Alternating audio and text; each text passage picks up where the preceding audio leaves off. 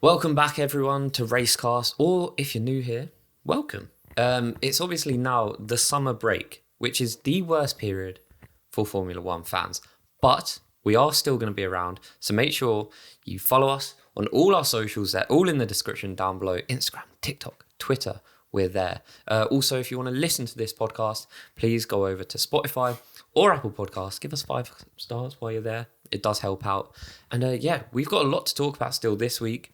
Hungary, much better than I anticipated, and I think it even beat last year as well, which I thought was a pretty interesting race. But we're going to dive into that now. All right, guys, welcome along to episode 21. No, Luke, it's not a milestone yet. Welcome along. Hope you guys are all good. Before we get started, Luke, how are you? Yeah, not bad, thanks. Yeah? I got a sty, so if you see me like sort of... it's my right eye. If I look like I'm twitching, I'm not. It's because it just feels like I've constantly got something in my eye. You're not winking at someone? No, but I will be like this quite a lot because it's just uncomfortable. Luke's got a really interesting story because, you know, whenever I come around here, you basically tell me the boring stories, don't you? Why don't you tell the public or the viewers what happened yesterday, what you ate yesterday, the deal you got with pizza? Because I feel if I have to listen to it... I thought it was quite good. I ate 2 10-inch pizzas, 8 chicken strips and 4 pieces of garlic bread. And I got 2 cans of drink and it was like $17.99. So the reason I did it was because the meal for one was like £4 cheaper or something. So I was like, no, not today, mate. I know how to like not get mugged off. Did you actually save any or did you eat it all? No, I ate it all. Oh man, I ate everything. I don't see the problem with that. That's not money saving, is it? Because you spent an extra £5 and you had twice as much. Yeah, that true. sounds like saving money to me. That sounds like a good deal. But yeah, right. So that's all. We're all caught up with that. So good news. Did you have a good weekend? You're actually asking me. Just for them, really. Just for weekend was good. Back working at the Amex now. Obviously, football season is restarting, isn't it? Yeah, so if you don't know, Matt actually works at Brighton and Hove Albion, who are a tiny, tiny little football club. But it's quite cool. You've met all the players, surely? I have. But they're not tiny, you get to work club, for the... They're not a tiny, tiny club. Come on. Pecker club, they are. Oh, man. Didn't we score a screamer against you last year? Well, what does that mean? Well, didn't we drew with you, didn't we, last year? I don't think you drew us. I went to the Amex to watch it. Yeah. We won. No, at Anfield, that's what I'm saying. Oh, that was like 2 years ago. That was when we had like no one. Everyone was injured. Anyway, this isn't a football podcast. No. Although it is going to be for the summer break. We're changing the name to Soccer Cast. Subscribers just drop, yeah.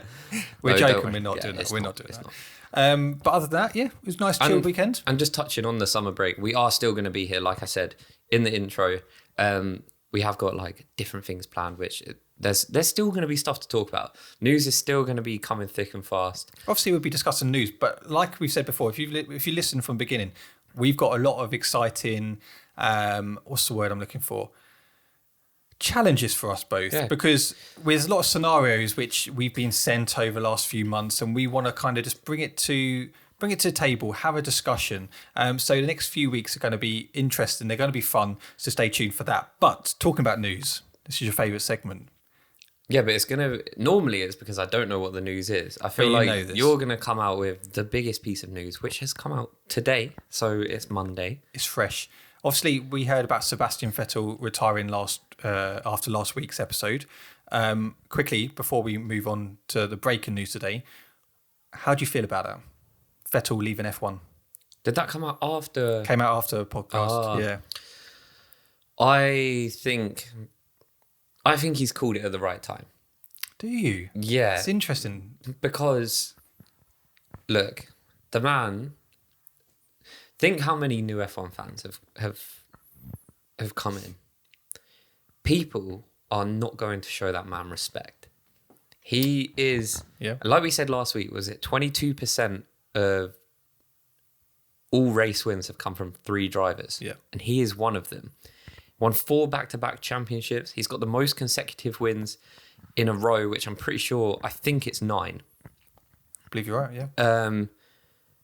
And, you know, he gave Lewis a really good run in the Ferrari. If he didn't crash out at Hockenheim in 2018, he might have gone on to even win that season. You know, but I think you see him in this Aston Martin, which is just, I don't even know what to say about that car. And even his last year at Ferrari, you know, it didn't paint him in a good light. And whether that's because he just hasn't had the car or whether he's, you know, lost his edge a little bit, I don't know. But I think he's called it at the right time. Well, it's interesting. I think when you look at Budapest last year, 2021, you know, he got second, didn't he? I know he lost that position because of there wasn't enough fuel in the car. But he still has it. He was hot on Ocon's heels. He was superb then. I still think he's a talented driver. I think he still has it to compete at the top level. I personally believe that. I'm gutted he's leaving. I think he's amazing for the sport. Yeah. When you've watched back some of his montages over the years, you kind of forget what he's achieved in the sport. 4 back-to-back world titles, which is it was phenomenal. It was pure domination. Yeah. And, you know, I'm going to miss him. I think he's brilliant. And, you know, he seems like a good guy as well. He's got like very, very like good values, does a lot of work off the track.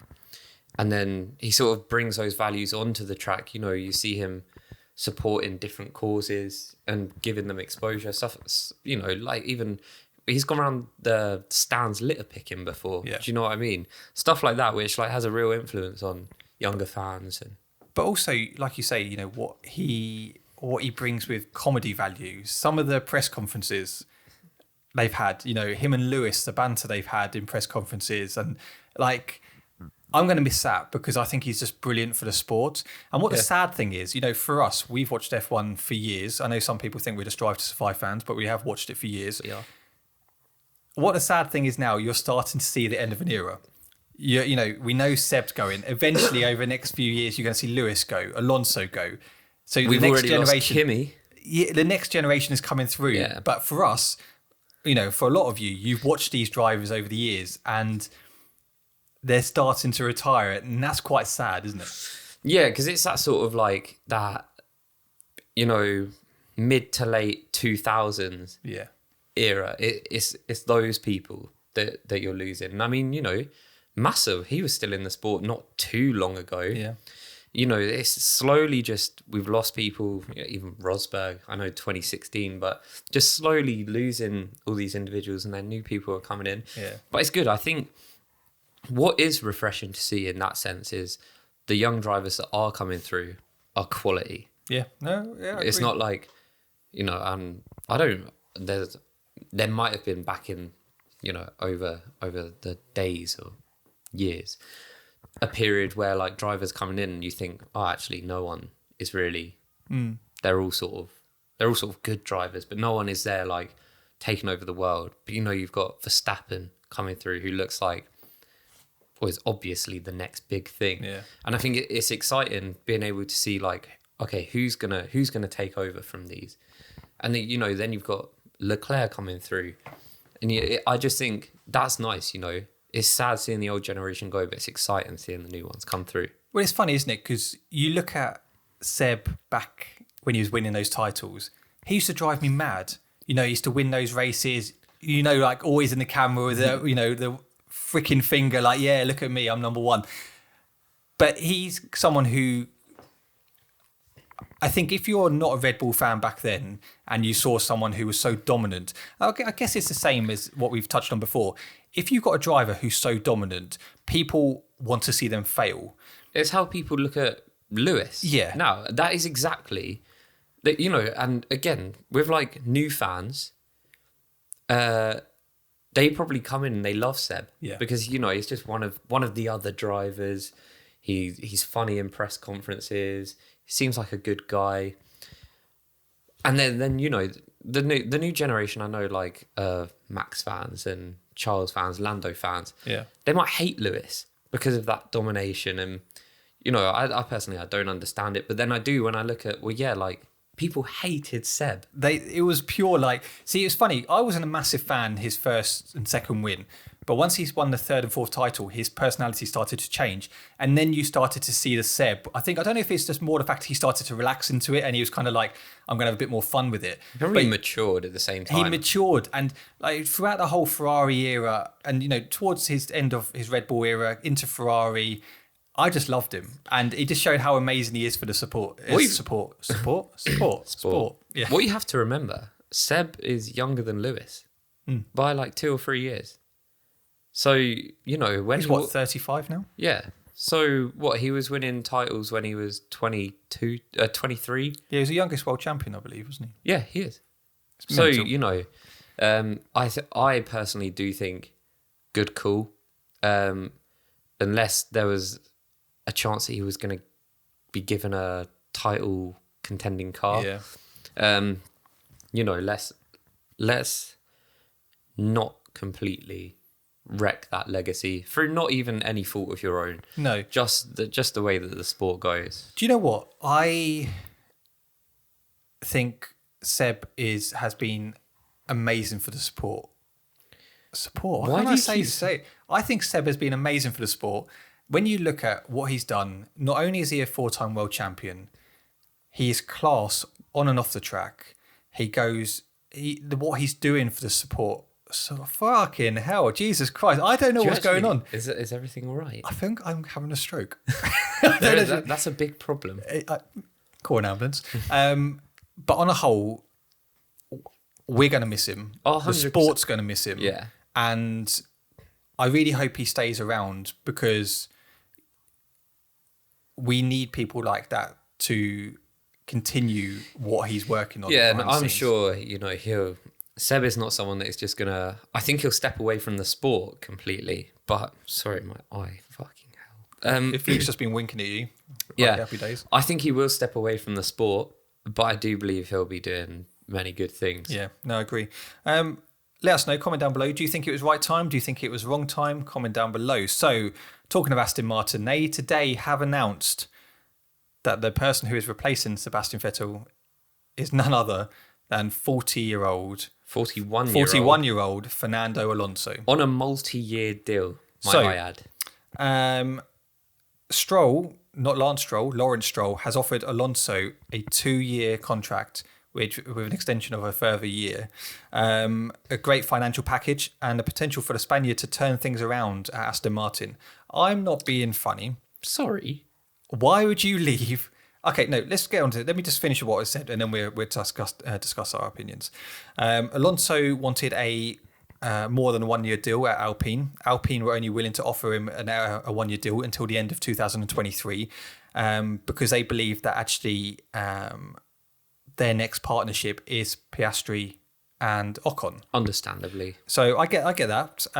So Alpine, from their point of view, only wanted to offer him a 1-year deal. They're looking ahead at the bigger picture. Yeah. I can understand that, despite the fact Alonso, in my opinion, is still outperforming Ocon. Oh, yeah, I'd agree with you on that. So he's obviously signed a multi-year deal at Aston Martin.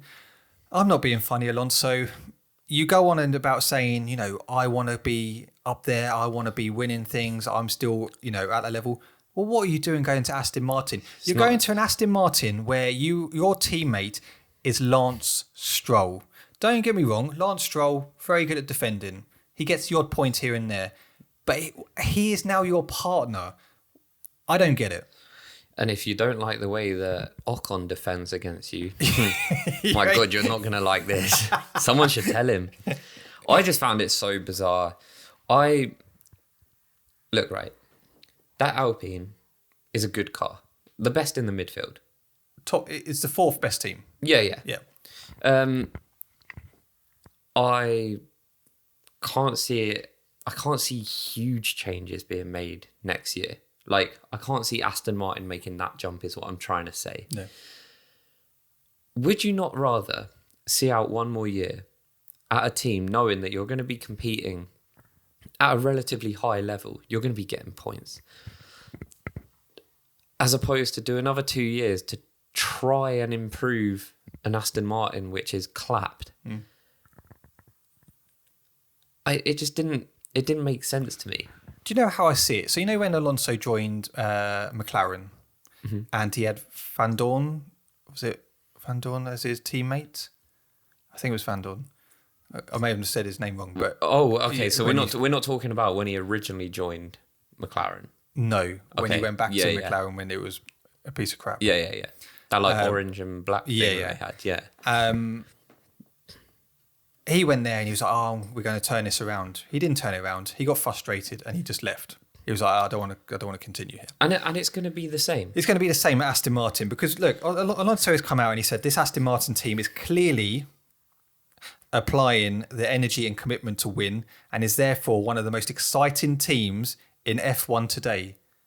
What has he been watching? They're not. Exciting. Can you give me a time where they've been exciting this season? When they go out in Q1. Yeah, it's like they've had a shocking season. So they acquired a very, very good Racing Point team. Yeah. Which had a really good car. Okay, I know, the pink Mercedes, whatever you want to call it. They then make it bad. They then have another year, brand new regulations. They make it really bad. Yeah. What? Where's the progression? At what? Like, if they had improved on last year, okay, and they were sort of on that like McLaren level or just behind, I could sort of understand him being like, okay, I can buy into this vision. You know, they are improving. They're not. They're worse than last year. I don't really see how they're going to make that jump in one season. No. Well, Lance Stroll has come out and said, "I have known and admired Fernando for many years, and it has always been clear that he is a committed winner like me." You haven't won, mate. I've set out to bring together the best people and develop the right resources and organisation to succeed in this highly competitive sport. All right, you say he's a winner like you. Name me a time where you've won. Yeah, Fernando is a winner. Not like you. The thing is, though, is Lance Stroll has had some ridiculously good teammates. Felipe Massa. Yeah. Seb. Perez. Alonso. Perez. But, you know, Massa, almost a world champion. Alonso, 2-time world champion. Seb, 4-time world champion. You know, he has been a lucky man, although he has retired Massa and retired Seb. Is he and he's still here. He's still here. Is he going to retire Fernando Alonso? Answer me this. So, Sebastian Vettel went to Aston Martin, an experienced 4-time world champion who can actually, they wanted him to make that Aston Martin better. It hasn't worked out. Can Fernando Alonso go to Aston Martin and turn that team around as a 2-time world champion? And would you say he has more to offer than Vettel? Okay, so if you're going to ask me, am I taking prime Seb or prime Alonso? I'm taking prime Seb.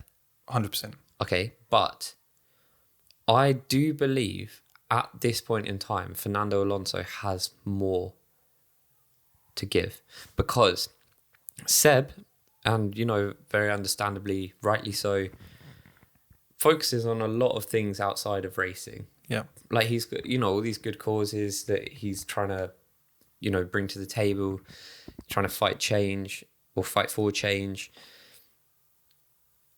And yeah, I feel like Alonso just really seems like he's right in the mixer. His head is all in Formula One, all in racing. So I do feel like he does have more to bring to the table at this point. Interesting. But, you know, there's only so much a driver can bring to the table. They need the right car behind them. And I know driver feedback really does help with that. But I don't know, man. I think it's going to be a rough 2 years for Alonso. Well, you know, I hope it works out for him. You know, and it is really positive. You know, he's got Lance Stroll there to try and help him become another world champion. So Aston Martin, British team, technically. I'd like to see them do well. But yeah, I don't know. Strange move. I don't know. What did you guys think? Was it? I just personally, I didn't understand it. Fair enough, he wanted a multi-year deal, but it's like, come on. Actually, You're not like a 28-year-old. You know, you're a legend of the sport. you got enough money. Yeah, like, would you not rather just go out here rather than get a multi-year deal and go out down here? You know, we may be shocked. They may actually turn it around, and then who knows? They may be that mid-table team. But Absolutely. I mean, can't see it at the moment. you know, let's look at Lewis Hamilton jump into Mercedes from McLaren. Yeah. Where was the sense in that? This is a whole different thing. Where do you class Hamilton to Alonso? No, Who would you take, a prime Hamilton or a prime Alonso? Yeah, but at that point, what had Hamilton hadn't necessarily proven that he was better than Alonso. Okay. Oh, who am I taking? So, okay, separate question, and this goes for you guys at home. Look. Who do you take, a prime Hamilton or a prime Alonso? Anyone that says Alonso has not got their head screwed on. And it's the same, like, you know, you wouldn't say Alonso over Michael Schumacher. Oh, no. And it's no disrespect. I would take Alonso over numbers of drivers. Yeah. Latifi? No, because he won in FP3. You know, I'd pick Alonso Latifi. didn't do that. He hasn't done that this season. So yeah, I would take Latifi. Okay, before we continue, let's just quickly before we talk about the race. Next driver for Alpine. I mean, for me, there's only one name who's going to take that seat. Look, can we just talk about this? Because I don't want to talk about it. No, because I think we've got a good little discussion here, right? So obviously we know that Seb is leaving. I love this. Luke's actually done a bit of research for once, and it's normally me who has to do all the work. But fair play. Well done, Luke. Okay, so look, right. The driver lineup for next year. Yep. There are still gaps in it. Yep. Okay, so I'm going to Can I guess? Can I guess? Can you go by team and I guess? Okay. A lot of them are very obvious. Okay, yeah. Red Bull. Verstappen, Perez. Yeah. Ferrari. Sainz, Leclerc. Probably not in that order. Leclerc, Sainz. Merck. Hamilton, Russell. McLaren. Well, at this moment in time, Norris, Ricciardo. Yeah. But like all these people are contracted for the year. Yeah. Alfa Romeo. Bottas, Scholl. Just Bottas so far. Scholl not been... He hasn't been confirmed for next season. Oh, they'll confirm him. They've obviously got to give him an opportunity. So this is the game, right? We're going to fill in the spots. Okay. Alpine. So obviously Ocon and I would go Piastri. Gasly. Oh, giving it away. Shit. AlphaTauri. Oh, it's interesting. I'm thinking Gasly and Tsunoda. I'm not sure if Gasly. Just Gasly. Tsunoda not been... Tsunoda hasn't... He's not been confirmed for next season yet. To be fair, I would give him another year. We were talking about Tsunoda earlier on. We were like, you know, he looks like he's really ironed out his mistakes. Last couple of races, there's been some mistakes. Yeah. There's been some crashes with teammates. You know. Yeah, no, it's true. It's true. That one's a question mark. But who else would go to AlphaTauri? See, do you know what would make more sense? Alonso going to AlphaTauri. Because I feel like they can actually make a bit of a difference. I just can't imagine Alonso at a B team. No, true. Yeah, ignore that. Scrap that. Delete. Even if they are better than Aston Martin. Yeah, delete it. Which they are. Haas. Well, Schumacher and K-Mag, but I don't know if K-Mag's actually been given a contract for next year. Other way round. Oh, so K-Mag... Oh, of course, K-Mag did get given a longer contract, but Schumacher doesn't have one, does he? Correct. See, So I feel that they need to give him one more season. I honestly, at this point, I don't think he's done anything to not deserve The it. car's not performing, but I'd give him another year. And I do feel like, you know, he's put in some decent results. I don't think he's lagging too far behind K-Mag. No. Who's a very experienced driver. Yeah, I agree. Aston Martin. Well, obviously, Stroll and Alonso, which is the most bizarre pairing. Williams. If I'm correct, neither of them are confirmed for next year. You are correct. So who are you taking? If you're... See, I can't remember the name of the guy. Know what he looks like. If you're the team principal. Oh, yeah. Jean Isn't it Jean, something like that? I can't remember, whatever. It's not Jean. It would be John. No, it's not John. It's not John. No, but it's like, that's like, John is spelt like Gean in French, isn't it? Yeah, but that's what. Right. Oh God, why do you do this? Why do you bring up? Is it like Jost or something? Jos Capito. Yeah, that's it. Yeah, Jos. I was close. Okay. Interestingly, just thinking about Alpha Tauri, if Tsunoda doesn't get another contract, I could actually see Albon going to Alpha Tauri. I personally, I don't think this is controversial. Albon is better than Tsunoda, in my opinion. 100%. Yeah, so that makes sense to me.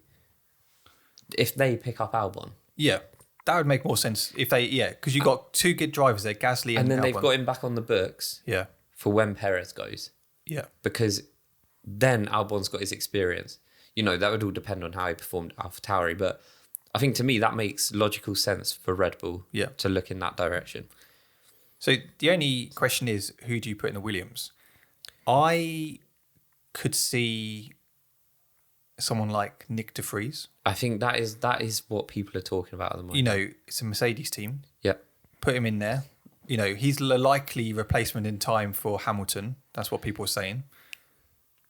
Yeah. Which I still don't agree with. However, that's what some people are saying, that actually he's in line. So get him some experience in F1. I wouldn't mind seeing that. Surely Latifi isn't going to be given another contract, surely. If Latifi gets another contract, I will get a tattoo of a penis on my forehead. Oh, please sign a new contract. that would be the great... Okay, clip that. Dan, can you please clip that and send that to me? Because... That is not happening. There's no way. And if it does, I'm not getting a tattoo because there's some bullshit going on there. He's paid someone. If he's getting a contract, he's paid someone. Yeah. No disrespect. I really like him. I was so happy for him when he got his FP3 P1. He got the fastest overall over like the whole weekend. He got the third fastest Sector 1. Yeah. In that Williams.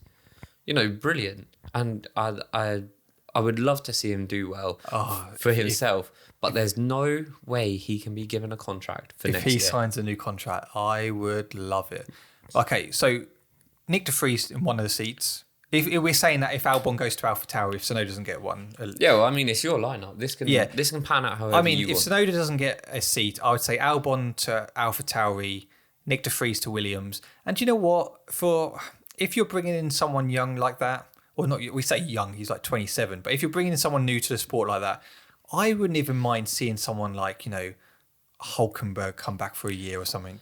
Do you know what I mean? Just give someone a bit of experience. The thing is, would Williams not look to one of the F2 drivers? Well, they can, but you know what it's like. You look at Mazepin and Schumacher when they first went into Haas. It doesn't always work out. It doesn't always work out. And I'm not saying it doesn't work out. It's just, I feel as a new driver coming into sport, you need to have that that balance of experience as well. Do you think also, at this point in time, Williams need an experienced driver to come in and sort of be like, to be able to give them the accurate feedback from the car. Okay, no, this is what we need. You need to do this, change this.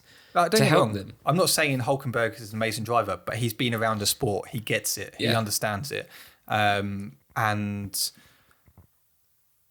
I like him for the sport, but I don't know who else from an experience point of view you would bring back. Maldonado? Can you imagine it? Felipe Massa? But do you know what I mean? I don't know who is out there from an experience point of view who would still want to come back and race. Do you think if Nico Rosberg came back, do you reckon he'd be good? Yeah. He's had many years out of the sport now. Jenson Button come back. He's part of Williams. Can you imagine him coming back? Oh my God. How old is he now? Oh, he's, I don't know, late 30s, early 40s. How old is Nico? Oh, he must be like 35, 36. That's not old, you know. No, but he retired very... I'm going to look at his age. I think he's 35. Oh, 37. Oh, shit. Same age as Lewis, isn't he, I guess? They were sort of... But who else do you think would go in from an experience point of view? There's not many people, is there, now? I mean, you could say someone like Danny Rick if he left McLaren, but he's not going to leave McLaren next year. No. And you can't, I don't think you'd get someone. I know like Kubica's at.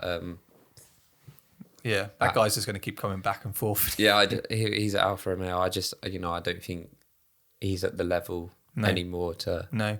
I know he's got an injury to one of his arms, hasn't he? Yeah. Now or something. Who would you have then? Sorry, I know it's a bit long and we haven't even talked about the race yet, but who would you have? So let's talk about, let's not talk about the teams who are already done, but let's talk about, for example, AlphaTauri. Who would you have? AlphaTauri, I think as a long-term plan, it makes sense to get Albon in. Yeah. He's much more consistent than Tsunoda. He's, in terms of like relative to the car, he's performed a lot better than Tsunoda. I think that makes Tsunoda the reserve driver. And give the seat to Albon. Just because then you've got Perez for then another year. Yeah. And then if Albon's performed really well, maybe Gasly would have performed well, but then you've got two good contenders for that spare seat. Williams, who'd you pick? Yeah, Williams, Nick De Vries does make sense. It's, he has proven himself at like top level motorsport racing. He needs to get in the sport soon because he's getting to a point now where he's going to miss his opportunity. If it doesn't happen this season, it will never happen. Yeah. So someone like that. And then it's just, I think an experienced F1 driver would make sense in that Williams team. Montoya? Give the feedback. Montoya, he must be so old now. Maybe even maybe Grosjean. Yeah. He's still racing IndyCar. Someone of that who's they're not gonna take over the world. They're not gonna change everything. But they can help ease. They might be able to like build the team up a little bit. They know the sport. They're not gonna have to sort of warm into it. Yeah. I think that could help a Williams team. Guys, let us know. Would you think from a Williams point of view, you have someone who's new into sport like Nick De Vries and then somebody like, an experienced driver? Or do you think Williams should just scrap that and go for two new drivers, two rookies in the sport and see how they get on? Let us know. Comment down below. It's going to be interesting. And I'm pretty sure over the next month or so, we're going to actually see some of those lineups confirmed. Yeah, which is exciting. Summer normally produces contract announcements, doesn't it? And things for next season. But Piastri makes more sense for Alpine. Yeah, and he deserves a seat. Yeah, no, I agree with you. Shall we talk about the race? Yeah. I feel like we've talked good stuff about Alonso. Yeah. Alpine. And let's just get into the race. So, practice, the Hungarian Grand Prix. If you don't know anything about it, then strap yourself in because it's an exciting one. You said earlier at the beginning you weren't expecting big things, and you actually think it was better than last year. It's a hard track to overtake at. It is, but obviously you had last year Bottas using everything as like a 10-pin bowling. Yeah, did you see Lando Norris's joke after? No. Was it after or before? It might have been after qualifying. And they were like asking him if there were any cons about tomorrow, and he was like, well, Bottas isn't too far behind me, so... Which I thought was quite funny. I know. It is good. Let's talk about practice. So P1, P2 was pretty much dominated by Ferrari. Carlos Sainz went fastest in P1. Leclerc went fastest in P2. FP2. FP3, well, what can we say? FP3, that's where the goats come alive. It was a bit of dry, a bit of rain, had a bit of everything. But Nicholas Latifi, and I'm going to say this, was fastest in FP3. And can I just say thank you to everyone who automatically just messaged me going, Matt, you must be shitting yourself now for the tattoo. I was actually quite calm. He was shitting himself. I was actually quite calm, to be fair. Ferrari's still up there, but fair play to Latifi. He was first and phenomenal. All I will say as well is if you're a Mercedes fan, you endured 3 of the most painful free practice sessions. I think if you're a Mercedes fan, skip practice. One thing you learned this year, skip practice, come around for qualifying, and then really wake up on race day. Yeah. That's how I would. That's how if you are a Mercedes fan, that's how I would see it going. But can I just say a massive shout out to Albon, who was also third in FP3. Yeah. Mental. Yeah, no, that I don't know. I don't really know what happened. No. Well, you can kind of tell it was because it went from dry to wet, and it I was know, just... but even when Leclerc heard what time Latifi done, he was like, "What? Oh, yeah, like really?" But you look, Max Verstappen was 1.7 seconds behind Latifi. That's mad. That's mad. Goat behaviour. But Nicholas Latifi, well done. For this episode, we're not going to say anything negative about you. Actually, crap, we already have done. No, all I said is that he doesn't deserve a contract next year. Yeah, and if you don't take that negative, then there's something wrong with it. So let's talk about qualifying, shall we? Interesting qualifying. Obviously, Latifi is the only guy who can go fastest in the first sector, then get green second sector. Yeah, so he got a personal best. And then get a yellow third sector and finish Dead P20. last. Dead Only last. Nicholas Latifi can do that. I think they were saying on commentary, they're like, I don't think anyone's ever finished first in FP3 and then last in qualifying. Nicholas Latifi, hold my drink. That is a record right there, my friend. And one he's very proud of. One he's very proud of. It just made me laugh. I was just like, wow, purple. Okay, green. All right, this is on for a good one here. I was thinking, is he going to get into like Q2, Q3? It was the last corner he fucked. Yeah. If he didn't, he would have been into Q2. I think. I don't know what the numbers are because I know a personal best in the Williams is probably not very competitive. No. So I don't know what Sector 2 was like and I don't know what Sector 3 was going to be like. But surely he got the fastest first sector. How much time could he have lost? That's just mental, isn't it? Let's quickly touch on Q1 because Pierre Gasly, P19. Who would have thought that? Shocker. Sebastian Vettel went out again in P18. Albon, 17th. Tsunoda, 16th. Those AlphaTauris are poor. Really poor at the moment. Yeah.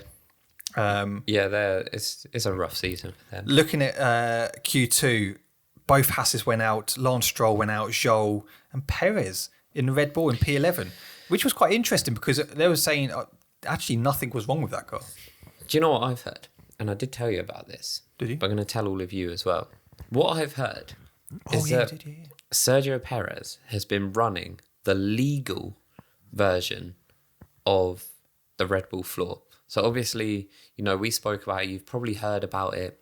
All the controversy around Ferrari and Red Bull's floors that flex too much, which is, I don't know the engineering behind it, but pretty sure it generates more downforce. But they're only allowed to flex a certain amount. So they found to be, breaching the rules. The FIA gave them a pretty long time to sort it out. They have to have these new floors in for Spa. It was meant to be France, but they extended it. Now, that is why people are speculating that there's no truth necessarily behind this. That since, I want to say Silverstone, Perez has been running this new floor, which is the legal one. Which would make sense on why he's been so poor. And it would also make sense for Red Bull to actually do that because now they can upgrade that floor and they're getting all the data from it. So when it does have to come in, at least it's half decent. Very interesting if that is true because how is that going to affect the second half of the season? I know Max is quicker than Perez. There's no denying that. But if Max is all of a sudden in this car that the Mercedes are able to beat, the Ferraris can beat it easily, how is that going to shape up the second half of the season? Charles Leclerc can afford, he can't afford to not win every race. No. So if he wins every single race, including the sprint race, and gets the fastest lap on every single race, he finishes 1 point behind Max Verstappen, who we assume finishes second in everything. Right? But if all of a sudden Max is getting P5s and Charles is in the dominant car, which the Ferrari is, they're able to keep it reliable. He's able to keep it consistent. I don't know. It could shake up the second half of the season. I find it interesting. Obviously, they basically decided Perez is going to be the guinea pig of that, and they pretty much like, Perez, you're out of the title race. Here we go. So would that have happened if Perez was ahead of Max on points? If he was 25 points ahead in the championship, would Max have got the dodgy floor? No, not in the slightest. You know who the golden boy is in that team, and it would always be Perez who gets to be the guinea pig in this situation. I can't see any other solution to that. They would rather Perez suffer and Max gain than vice versa. Yeah, no, I do agree. I low-key understand it. But yeah, no, I just thought that was interesting. Yeah. Maybe that explains why Perez was P11. He was P11, yeah. Because Max's P10 is not representative of... No. He had engine issues. So let's talk about Q3, because obviously Max went out, had engine issues, had to change the ICE as well. But it was within their allowance. He didn't have to. He didn't have to change it. Yeah, he didn't get any penalties with it. But that was really interesting. So Max started P10. Danny Rick got P9. Bottas was in Q3 for the first time since Miami, I think it was. I can't remember where it was. Lewis Hamilton P7, but the issue is with Lewis Hamilton, I was really hopeful, but his DRS didn't open, so that scuppered his lap. Lewis would have been P1. P1, P2, I feel like. It was a Mercedes front row lockout this weekend, 100%. Massive shout out to Alpines, P5, P5, P6.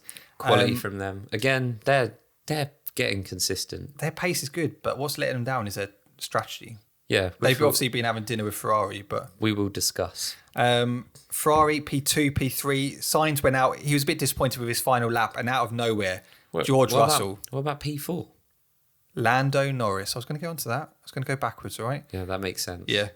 That's what you get on this podcast. Sense. P4, Lando Norris. Phenomenal lap by him. Phenomenal. Yeah. Yeah, no, he's really pushing that car to its limit. You know, I said about, I had a story for you, what Rosberg said about Danny Rick last week, and I realised I never actually said it. So Rosberg came out on Sky Sports and said, you know what, I've been really impressed with Danny Rick, and he's starting to turn it around. What the fuck have you been watching?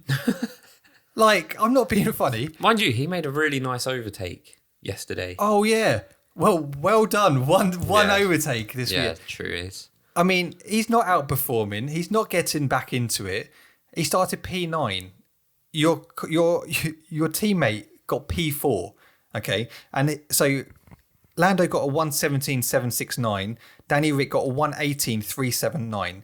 That's quite a big gap. When you put it into race pace terms. Yeah, that's a lot. So that is. Rosberg, I don't know what you're on, but Danny Rick really isn't turning it around. And he showed that in the race, getting a bloody 5-second penalty for deciding to crash into, was it Stroll? Someone like that. But we'll get on to the race in a minute. But George Russell, phenomenal lap. Put him first pole, ever pole. He was brilliant. Yeah. Really impressed with him, really impressed. Should we talk about the race? Yeah. So, it looked like it was going to start raining. It held off. It was on the cusp the whole time. I guarantee the FIA were loving it. They were like, all right, we're going to postpone the race by about 50 minutes, just like Monaco. Yeah. We haven't tested the wets round here. But after, as a Mercedes fan, I'm allowed to give my personal opinions. I was praying that it didn't rain because that Mercedes looked so bad in the wet. That was so bad. Yeah. I can't even explain it. It was embarrassing to watch. It was painful. So good start by Russell. Yeah. Brilliant start by Hamilton. Took both the Alpines. Yeah. In the first corner. Speaking of the Alpines, a very, very weird start from them. Yeah. And I watched Ocon's on board. The only person he is looking at is Alonso. He's looking in his mirrors, watching Alonso. Completely neglects the left-hand side. They scuppered their own race there. They just completely gave away these positions. Yeah. That was so weird, and it's not the first time we've seen them fight. It's a weird dynamic, isn't it? And I don't know if that contributes to Alonso, like, get me out of this team. I don't want to be, with Ocon. But there is a bit of tension there, and you're starting to see it. I mean, Alonso wasn't happy. A lot off the track, they look good. Alonso even came out and said, out of all my years of racing, I've never seen anything like it. Yeah, I mean... basically saying, what the hell is this kid doing? It was bizarre because it only hampered both of them. I mean, I'm not being funny, right? I know you want to win, right? Yeah. Whether you're against your teammate. But if I want anyone to overtake me, it's my teammate. I'd be like, okay, look, Fernando's coming down the inside. One, I just block off. I think it was Lewis. It was Hamilton. He could have blocked off Lewis. And then you're both in front. Now, Lewis would have found it so hard to overtake those Alpines. Yeah. Especially with the way the Mercedes tyres failed to warm up until like 6 or 7 laps. It would have given them like a real good opportunity. Yeah. And, Fernando would have loved to have ruined Lewis's race. He would have. He did it last year. We'll touch on this in a second. He would have loved to have done it again. So I just found it strange. I have a bone to pick with Alonso, but I'll get onto that in a second. So Russell started on softs. Both Ferrari started on mediums. Obviously, it was quite interesting going on softs because I don't know if they just went on softs expecting there to be some rain. They were thinking, we might, use the softs, get a good, lead, then we're coming on intermediates. But obviously, the rain didn't come. See, I thought they started on softs to try and get track position.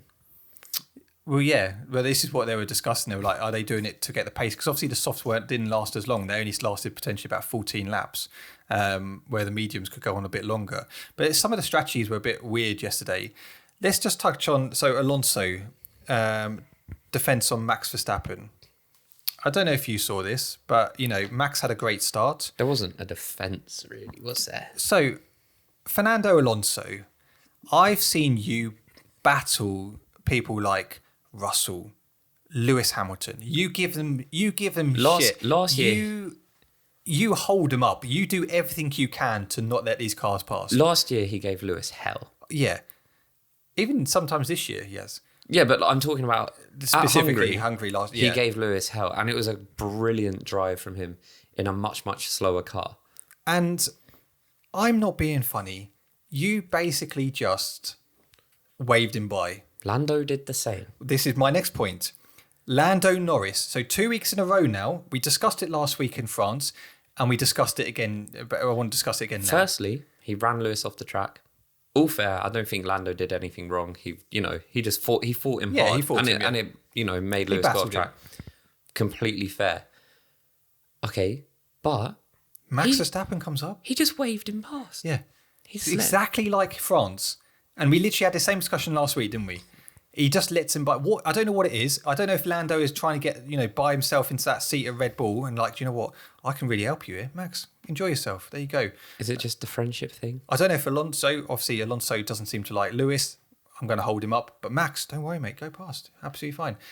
I know we touched on this last week. It just irritates me because if you're a racing driver, you're actually racing for track position and you're making it so easy for Max just to go past.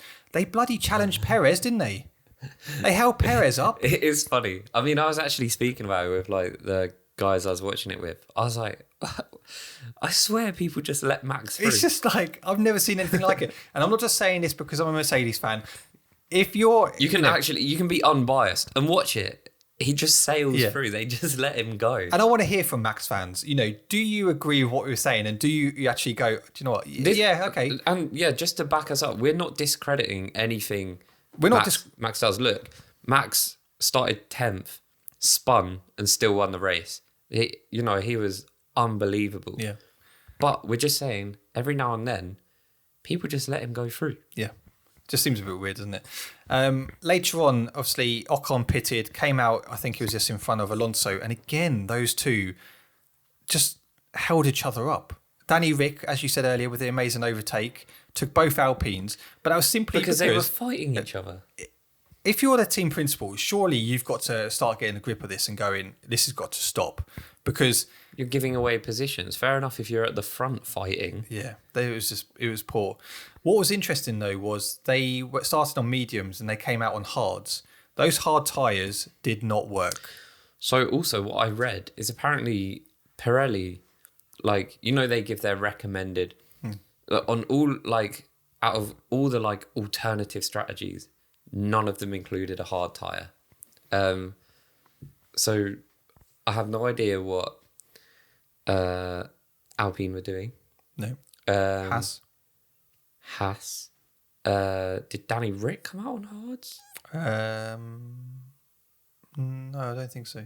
Obviously, the big one, Charles Leclerc, Yep. came out. That was the weirdest one because he was one of the last people to actually go onto the hards. Yeah. So they would have had all the data that had all the track times, and they would have been able to see, actually, these aren't working. You know, at times it looked like they were on ice on the hards. They couldn't get temperature into those tyres at all, could they? There was absolutely no pace in them. Yeah. And what? Because Charles started on the softs. No, Charles was on mediums. Mediums. Both Ferraris on mediums. Yeah, medium. So George was on softs. they could have just done medium, soft, medium. Medium, soft. Yeah. Like Lewis did. Like Carlos did. Let's talk about Ferrari strategy, because at one point, you know, Leclerc was leading. He was looking fast. He was looking good. They pitted him already for mediums. He went on to mediums. He went from mediums to mediums, which is fine. But obviously with that, you can't come back in again for mediums. He was having good pace. Don't get me wrong, Max had come in. He had gone on to fresh mediums as well. He was looking like he was just catching. The undercut was dead powerful. Powerful. What was interesting though was there was a gap of I think it was 16, 17 seconds between Max and Leclerc. Then I don't know whether Ferrari got worried or they panicked with their decision, but they just brought Leclerc in and then they put him on hard tyres. I was thinking to myself, and it was interesting listening to Martin Brundle and Crofty, because they were going, are those hard tyres? Because I'm not being funny. Everyone who watched that race knew those hard tyres were awful. Yeah. The only explanation which Martin Brundle could come up with is actually because obviously Ferrari have a lower downforce, so they're wondering whether they think they could get more heat into the tyres. They couldn't. But I'm not being funny. That was never going to be the case. Leclerc came out afterwards and said, you know, I said to the team I was happy on those mediums. You know, they were going. They could have continued him longer on those mediums and then brought him in for softs, which is what they did with Carlos Sainz. And then he would have really put pressure on Max at the end. Like we saw, you know, Lewis cutting through the pack. And, if he had, I know tyre deg and whatnot, 10 more laps, 5 more laps, Max would have been under real pressure. Yeah. And, that was Charles's race. It was. Again, how many times are we going to say that, right? I've got a little thing here, right? I've got quite a few stats about Charles Leclerc now. Charles Leclerc and Ferrari. Who has more podiums this season? Charles Leclerc or Lewis Hamilton? Lewis Hamilton. Yeah. Hamilton has 6. Leclerc has 5. Now, that, to me, is just not like a fair representation of the season. And, Charles should have 10 under his belt. I'm pretty sure Mercedes now have the same amount as Ferrari. Yeah. That is insane. The car is so much worse. Well, I didn't understand it. Oh, no, Mercedes have now been on the podium more times than Ferrari. Bonotto has come out and said, I don't know if you've heard this, Bonotto says Hungarian Grand Prix wasn't winnable for Ferrari and that tyre choice wasn't a decisive factor. You liar. Have you? I mean, look, I know we're not the most technically gifted presenters with regards to, how cars work, but we're not thick. Bonotto, tyres was a massive factor in that yesterday. The fact that he went onto those hards, he couldn't even overtake Sergio Perez. I'm sorry, you ruined his race. What was it? It was lap 40, Bonotto dipped off the pit wall. I thought he was fucking us out of Hungary. I'm not speaking to Leclerc after this. I'm getting out of here. Have you seen some of those memes? The girl text saying, come over. I can't. I'm watching. No one's at home. On my way. And it is good. But he's come out and he said, based on our data and our analysis, we knew the hard tyre was not as fast as a medium. No shit. But it could have been as fast as 11 laps into the stint. Yes, it didn't work, and we would not have fitted them if we had known that would be as bad. Surely, okay. Use the data. Have you not seen data from Alpines, Haas? Have you not seen the data from that to actually highlight that those tyres do not work? And what was it? Was it FP1 where, because the Astons were trying out their new rear wing, they ran on hards for pretty much all of that. Yeah. They could have got a good understanding of lap times where they improve. Just looking back at the FP1 data, because all lap times are available to everyone can see all the lap times. Ferrari were a big discussion last week about tactics. They've been a big discussion over a number of different weeks. They're a discussion again this week. How many people are losing their job this summer? Do you know what? There's a handful of people that are at real risk. So Bonotto was asked about, what is there anything wrong with the car? He said something was wrong with the car. How we set up for conditions of today that made what was wrong with the car? Harder life for the tyres, and certainly as a consequence, the hard tyre was working very badly. Again, you should just look at the data. There was nothing wrong with the car. The car. He was asked. Now the excuses that's winding me up because someone like Charles, who is a young man, having this championship ripped away from him by his own team, he needs someone who's a leader that is going to come out and be like, look, we're accepting responsibility for this. We're failing Carlos and Charles here. We're going to do better.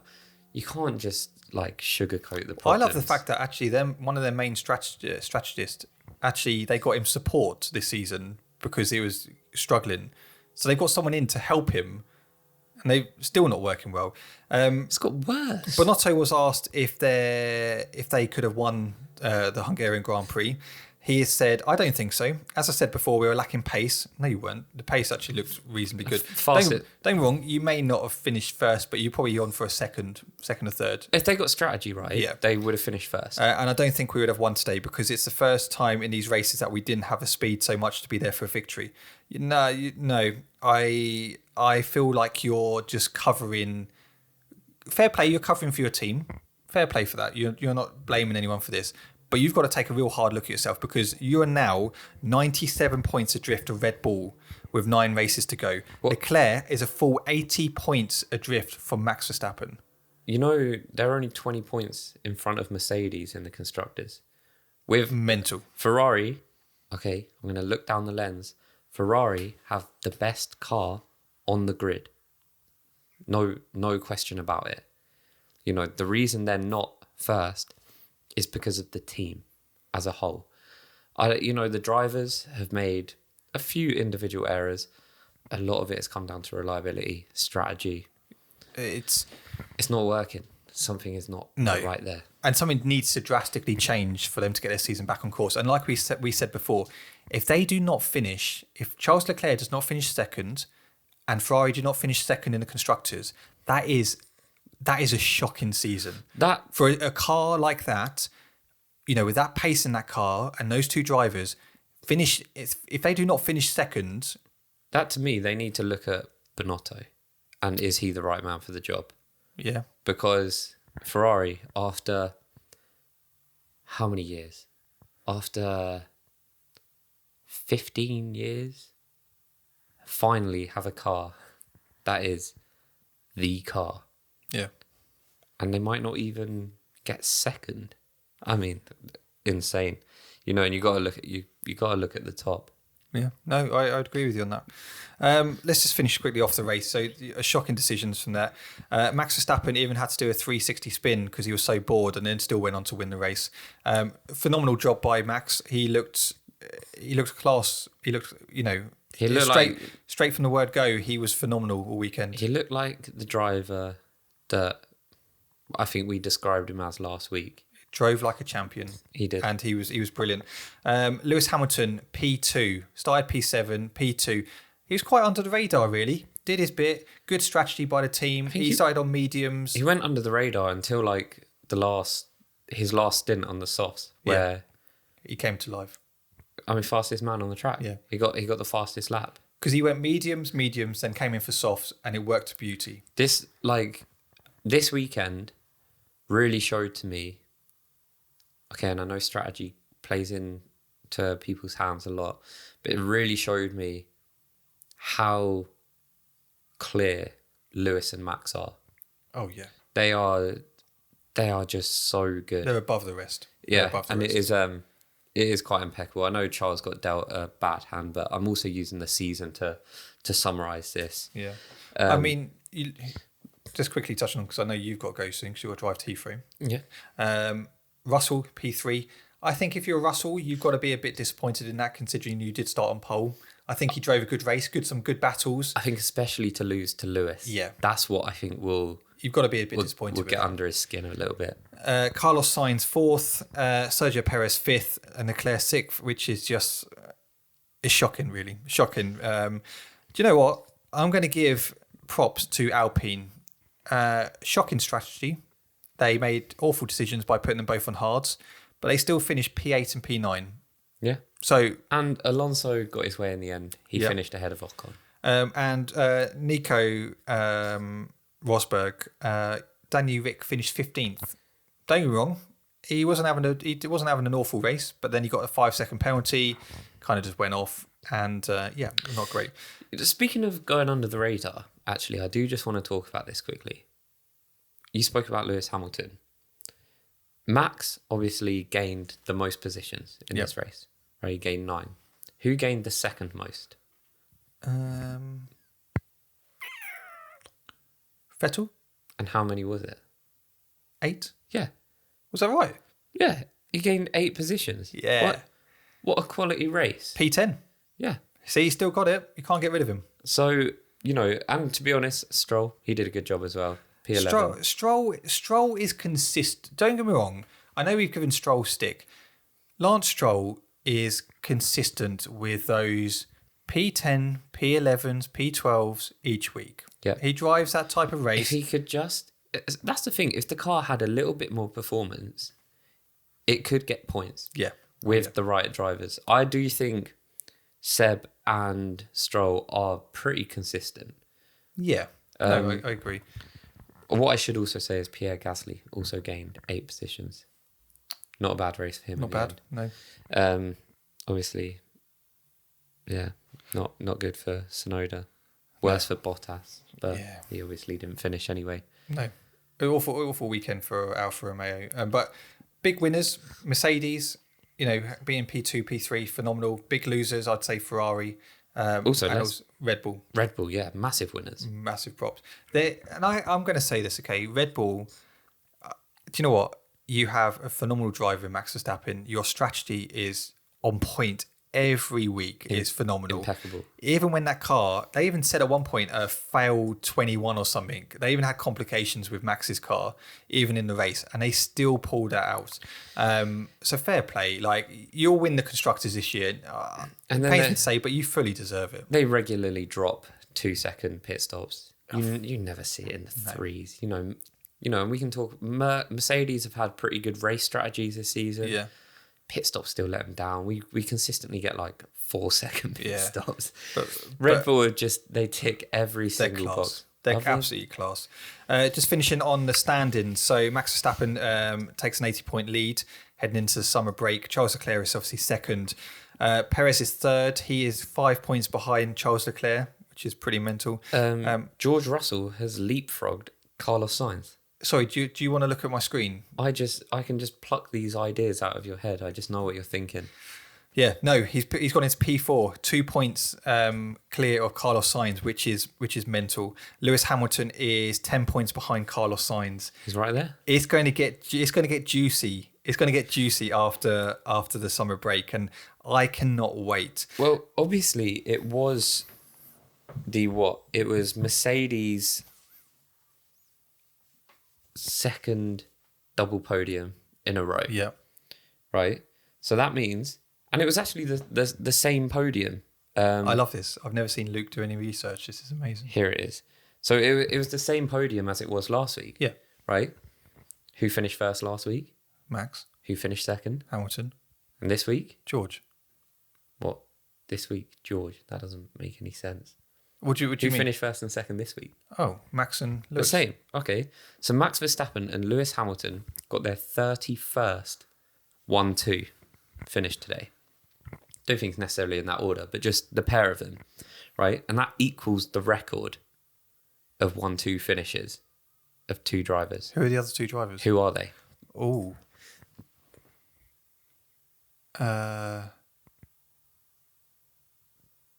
Vettel, Webber, Schumacher, Barrichello, Rosberg, Hamilton. No, really? Yeah. I thought that was That's quite interesting, actually. yeah, that is well interesting. Yeah. Lewis Hamilton in both. That right there is 62 podiums. 62 of his podiums have been with two drivers. That's mental. See, you come here, you get stats. Oh, and I do have one other stat from the weekend. Oh, I like this. So I know that wasn't a record breaker. It was a record equaler. But we do have a record breaker. A weird one. Lewis Hamilton beats Bill Vukovic's 67-year-old record. 67 He was a good driver, that guy. Yeah, I remember him. For the most laps led at a single venue in World Championship history. And apparently it's one of the oldest records of them all. So obviously Lewis has led the most amount of laps at Hungary. That's quite interesting to know, actually. So he always does quite well there, to be fair. But that's the most amount of laps led at a single venue. So he's a record breaker, isn't he? Yeah, I just thought that was quite a cool stat to be 67 years old, and it's another record broken. He just keeps smashing it, doesn't he? Will Max Verstappen break any of Lewis's records? If he keeps going the way he is, I think so. Max is a driver that is capable of equaling that level. Oh yeah, in my opinion, he's the only driver who. I hope he doesn't break any of them. No. If he gets given the car across the years, well, it's going to get tight. It is going to get tight. But, do you want to do fan questions quickly? Yeah, sure. Every week we post on our Instagram at Racecast Insta, which you are more than welcome to follow. We'd actually love it if you did it. So go and do it right now. Right. We post on there saying, send us your questions and we'll go through them on the podcast. So we've done that. And right now, I'm going to go through them. Yeah, I feel like I asked you last week. So you can ask me. Right. So thank you to everyone who gets in your question. Send in your questions. Jun May has asked, who do you think, this is a good question, who do you think is the worst teammate this season? To me, it's Ocon. He screwed Alonso a lot. Interesting question. Luke, who is the worst teammate this season? I mean, hasn't Tsunoda taken Gasly out like twice? Yeah. I'd probably say Tsunoda. The Ocon thing's difficult, right? Because it's just hard racing. Yeah. But then I appreciate their teammates. And it depends what defines a bad teammate. Is Danny Rick a bad teammate? Because Lando's the only one that brings points to the table. Yeah. Okay, there's no like beef between them or anything, but you could say the same about Latifi and Albon. Yeah, it's Latifi. I know Albon has only got 3 points, but surely if you know your teammate is finishing dead last every race, that's a pretty bad teammate. I get the question though. I don't know if Ocon is the worst. You could even say Stroll, Vettel. They've had some coming together. Yeah. They're always battling. Last week that was pretty dirty from Stroll. Yeah. I don't think it's unusual. Even yesterday, George raced Lewis. Yeah. Lewis was much quicker. If George was able to hold him up for... there was this idea that Lewis might be able to put pressure on Max because we hadn't had the VSC.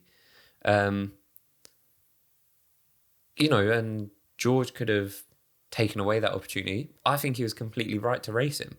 Oh, yeah. And I hate team orders. They wind me up. So I don't know. I don't think Ocon is a bad teammate. No.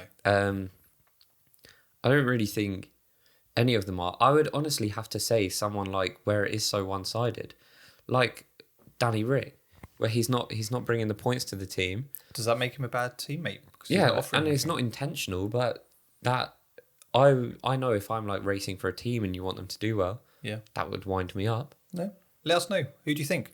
Right, this is Alexander has asked, should Leclerc leave Ferrari if a seat opens up at one of the big teams? Ferrari are one of the big teams. I will just make that clear now. I mean, realistically, McLaren are one of the big teams. Well, I think... Are you thinking... I mean... It's interesting because after this season, I would think, well, what if Mercedes do come knocking or Red Bull do come knocking? I know that the team that Mercedes have in place are capable of winning world championships. Championship winning team. I know that the team that Red Bull have in place are a championship winning team. Yeah. You know, even look back to Horner was there through Seb's days, you know, when they won 4 in a row. Last season, you know, the flawless plan with Max the whole year, that's the same team. Yeah. Ferrari, okay, I know their legacy, they're a championship winning team. The individuals that are there now, I'm sure many of them were not there through that period. Yeah. So it's interesting. I don't think he will, but if I were him, I would definitely listen to some offers, if any came. But Ferrari are one of the big teams, in my opinion. Yeah. I mean, honestly, the Ferrari are the biggest team. This is an interesting question. Jake has asked, do you think that they should let the teams design and build their own wheels and tyres instead of Pirelli? Oh, That's a good question. I've never really thought about that. I would like that. I think that would be quite interesting. That would... Oh my God, that would mix the whole thing up. Because then they'd be designing the car to specifically work with these tyres and... Degradation, all of this stuff. It could be interesting. That I would love to see that. We will never see that. No. I would rate that, though. I would rate that. That is a really good... That's a really good thought as well. I've never had that thought. Who would be good at it? Because I think teams like... People like Mercedes, I think, would be good at that because they're good at tyre management. You've got someone like Lewis Hamilton, good at tyre management. You've got people like, I'm not being funny, you've got Albon in the Williams, who's really good at tyre management. Perez, you know, I think it would really mix up the grid. I think it'd be quite interesting. Good question. Let us know what you think. Matty has said, would you fight 100 duck-sized Alonsos or one Alonso-sized duck? Well, I mean, I'd easily beat up an Alonso-sized duck. Nah. I'm not having that. Like, the beak would be massive, wouldn't it? Nah, fuck that. I'd just stamp on the little ducks. I'd feel bad. I would. That would be the only problem, right? I love the fact that out of all the in-depth questions and really good, knowledgeable questions, this is the one that Luke's taken real thought on. I would happily punch a duck that was the size of Fernando Alonso. Okay. I couldn't stamp on 100 duck-sized Alonsos. Oh, but it would be Alonso. Oh, he'd look like a little baby. No, I'd have to fight the big duck. Just firm it. Matty, fair play, because you've really got him thinking. Finally, Nathan has asked, what round will the championship be decided officially? 24 races this year? Yep. We've got 9 left to go. Number 21. Yeah, I mean, I think... Well, this floor situation could interesting. Mix it up massively. I'm thinking somewhere, because you've got... when we come back from the summer break, we've obviously got Belgium, Netherlands, Italy, Singapore, Japan. I think by potentially round 19, 20, Mexico, United States and Mexico, you could actually probably see one of the championships done. Oh, I think if everything continues as is, we'll see the constructors done probably like round 17. So I don't think it'd be that early. What, Singapore, Japan? I don't think it'd be that early. I do think around 19, 20, you'll probably see them constructors done. Yeah, I guess it depends if Mercedes. I have no faith in Ferrari now. I even said in my prediction last week, they'll be 1-2. It can't go wrong again. We got ripped to shreds for that, by the way. Rightly so, because that was a poor take. Well, was it? No, it wasn't a poor take. They were the two fastest cars, right? They were the two best cars on the track. This weekend, the team fucked them. Yeah. They should... But we should have learned. The team's been fucking all season. Yeah, but the thing is, right, is it's annoying because I used to always put Lewis on the podium. I got mocked for it. And then I stopped, and now he's getting podiums. Just keep stopping then. I'm not going to start again. Don't want to jinx it. Yeah. Next week, Alonso on the podium. I'm going to put Max on the podium now. Wow, what a shock. No one saw that coming. Guys, I hope you enjoyed this episode. Luke, thank you very much.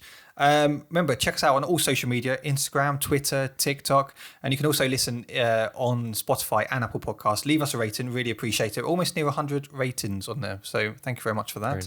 Nice. We'll be back next week. I'm not going to tell you too much about next week. We'll obviously bring you latest news, but we've got some exciting stuff happening over the next few weeks, so stay tuned for that. And yeah, until next time, I should catch you later. Bye-bye.